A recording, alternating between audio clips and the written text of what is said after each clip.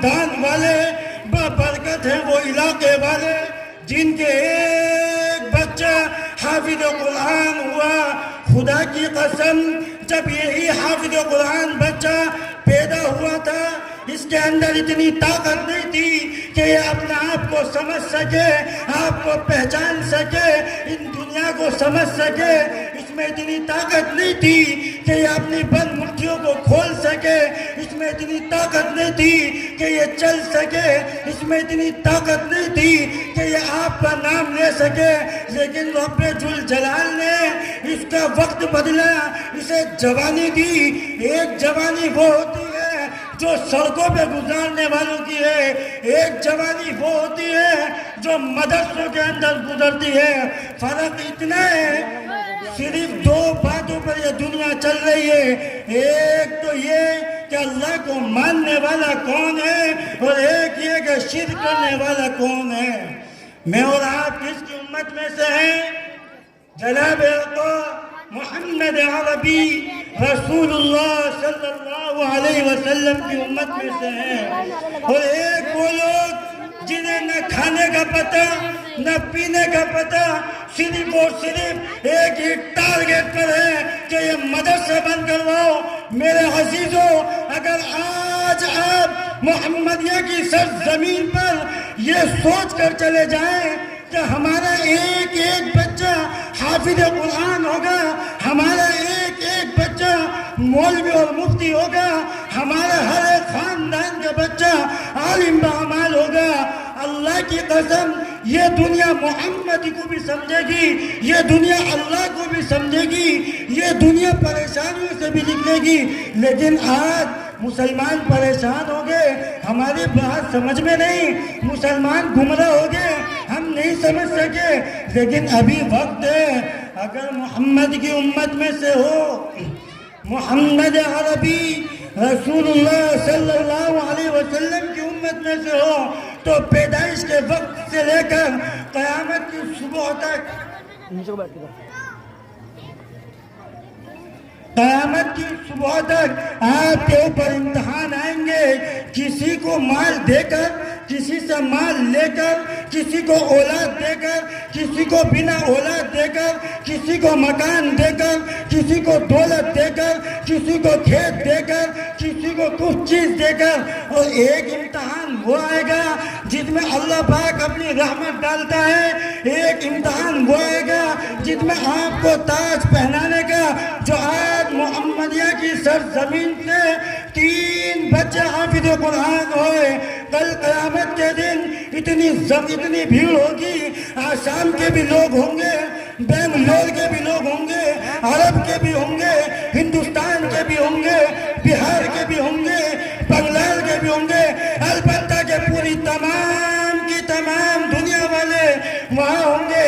جب ان بچوں کے ماں باپ کو سر کا تاج پہنایا جائے گا، ایک کلولی والوں اندازہ لگاؤ اس کے باپ پر کیا گزرنی ہوگی، کیا خوشی کا نظارہ ہوگا، کیا اندازہ لگا سکتے ہیں آپ؟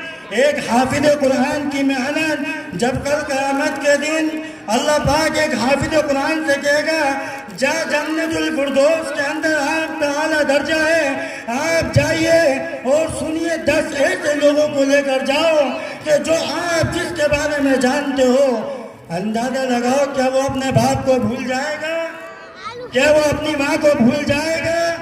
کیا وہ اپنے بھائی کو بھول جائے گا؟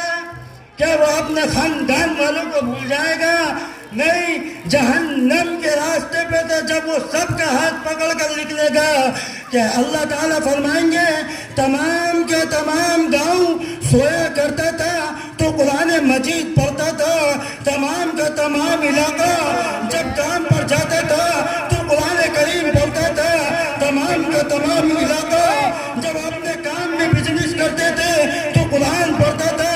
اور آج دیکھ، ایک جگہ تو بھی کھڑا ہے، ایک جگہ وہ بھی کھڑا ہے جس نے 25,000 روپے کا سوٹ دنیا میں پہنا ہو، 20,000 کے جوتے پیروں میں پہنے ہو، اعلیٰ سے اعلیٰ درجے کی ٹائی گلے میں ڈالی ہو۔ دیکھ حافظ قرآن، تو نے معمولی سے 2 کپڑے پہنے، تو نے چند کھانے کا انتظار کیا، اور ایک یہ ہے جو آج 10 کو جنت لے کے جا رہا ہے تو آ کر حساب دے۔ تو میرے عزیزوں یہاں سے یہ سوچ کر گزرو کہ ہمارا ہر ایک بچہ حافظ قرآن ہو، ہمارا ہر ایک بچہ اللہ کی طرف کو چلنے والا ہو، ہمارے خاندان میں، ہمارے گاؤں میں، ہمارے علاقے میں سے کم 500 حافظ قرآن نکلے۔